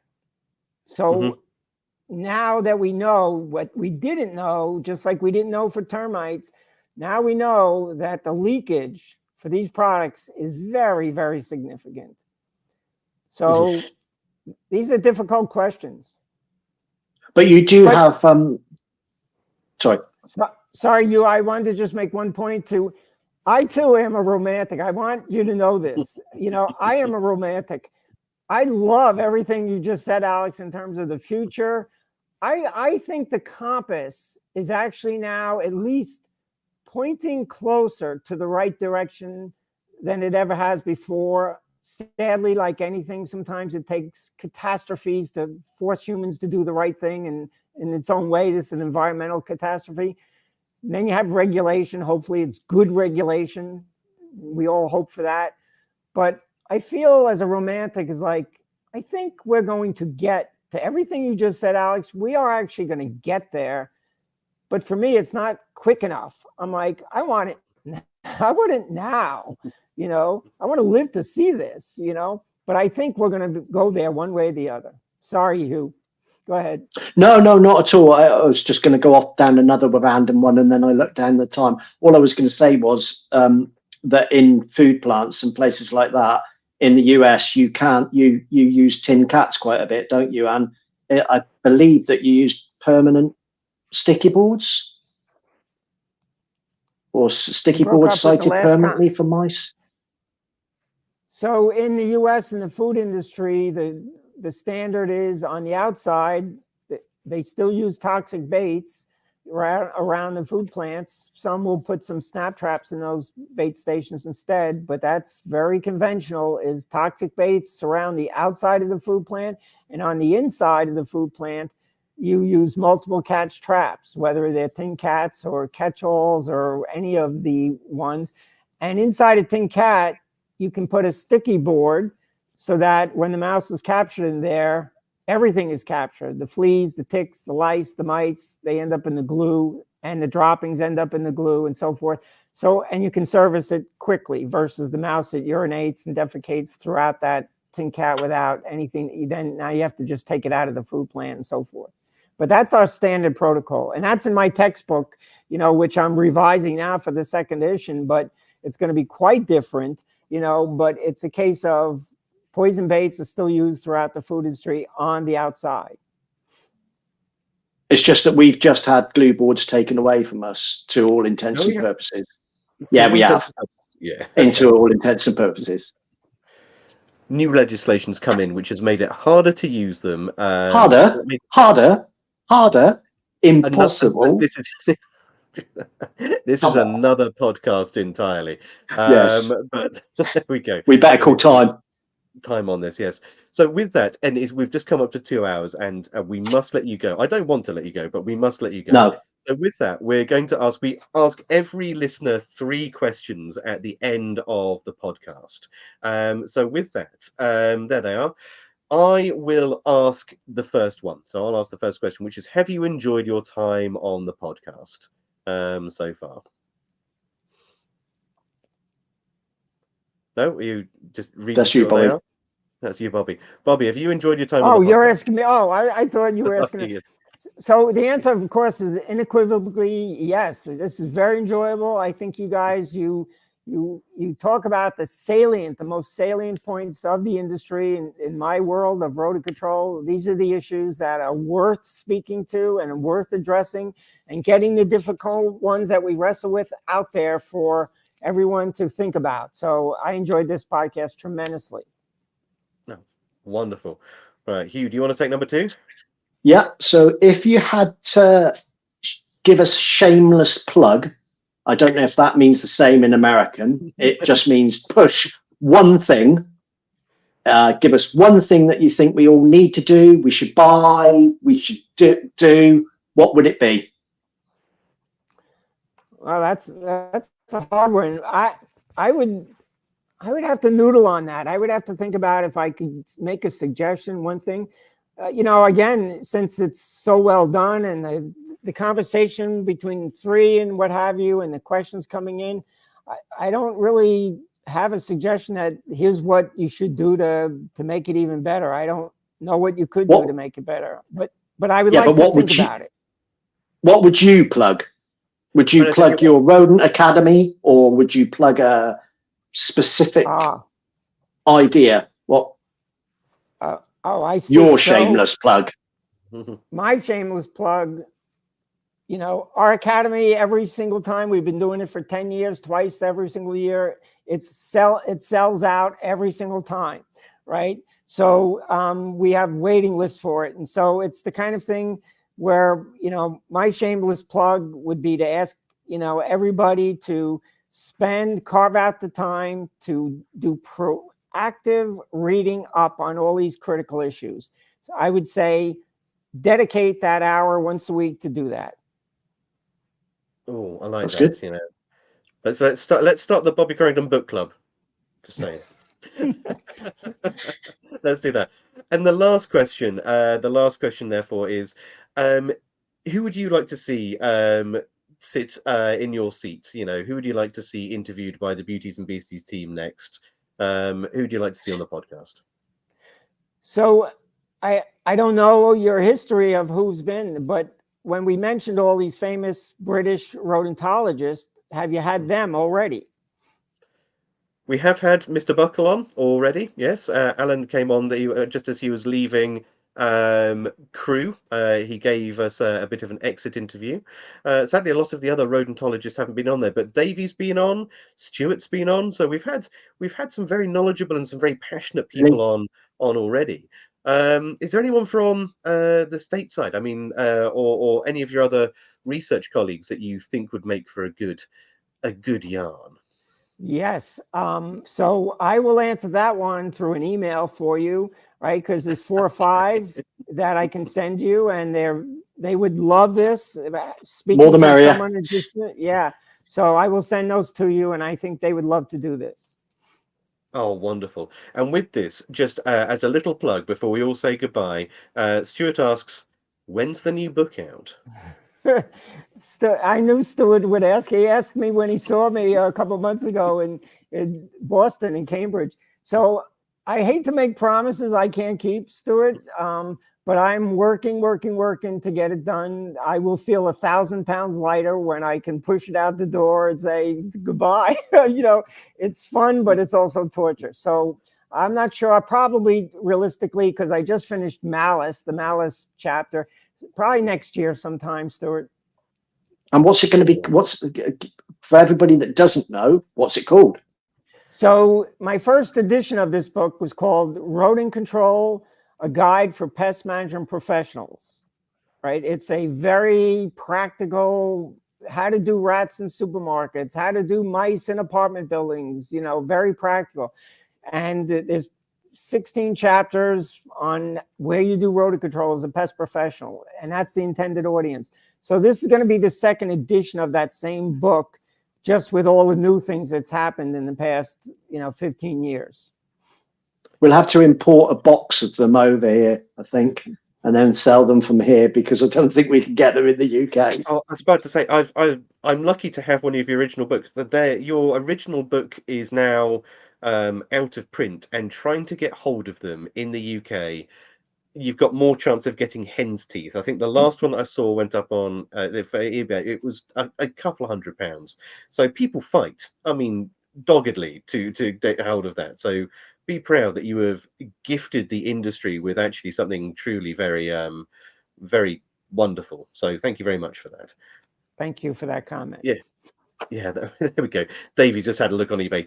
He's currently going for 237 on eBay. So maybe I'll definitely buy a box. Yeah, definitely buy a box. I did ask the publisher when they said, here's how many we're printing. And I said, I think the industry's bigger than that. It's going to go. And when I thought they'd reprint, they said, no, we're waiting for your second edition kind of thing. So it was a rock and a hard place. Well, I reckon we'll buy a box, the podcast, and we'll... The podcast will buy a box, and we'll get them sent out. The funny thing is, you mentioned there the size of the industry in the UK, and I'll leave this just as a passing thought for everyone. In the UK, the estimate is there's about 10,000 pest managers in the UK. That's what the estimate is. Those who either work for companies or almost 70 to 80% of our industry is small sole traders. That being said, a Premier League football team or soccer team. The away seating on a Premier League soccer team is roughly about 10,000 people on average, I'm told, by going to some of these stadiums. Yep, if we were to gather up all of the pest managers in the UK, we would struggle to fill out the away seating on a Premier League football team. And with that, when we talk about the community, the secret world of rats, the handshakes, the fraternity, everyone who's listening to this, bear in mind that we are a small group of people, and we do need to sort of communicate and talk and, work together as a team as opposed to pull in different directions. So there we go. And if we all march on Wembley, then we can take up approximately 1/10 of it. So there we go. Bravo. There we go. So with that, I think that is us done. Thanks so much. Thank you ever so much. If you just have a look in the comments, you'll see that there's so much love there. But with that, thank you ever so much, and good night, everyone. Yes, thank you for the honor. Thank you for listening to the Beauties and Beasties podcast.